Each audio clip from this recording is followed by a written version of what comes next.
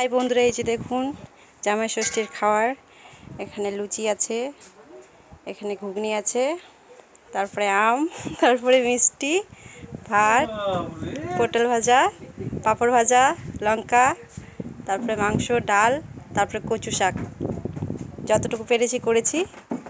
এইটুকু দিয়ে জামাইয়ের আদর করবে আমার মা।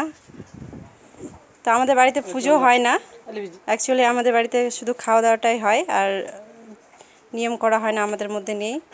এই জন্য এইটুকুই শুধু। তো আজকের মতো এইটুকুই। এই যে জামাই খেতে বসে গেছে।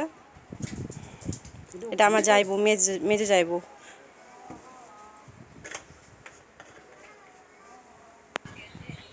আমার জামাইবু খেতে বসে গেছে, এই যে খাচ্ছে।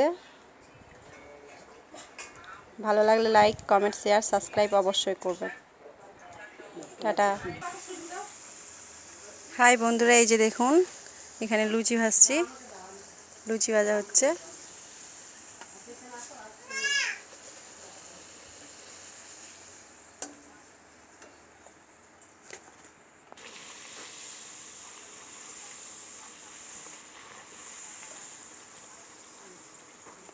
দেখো বন্ধুটা,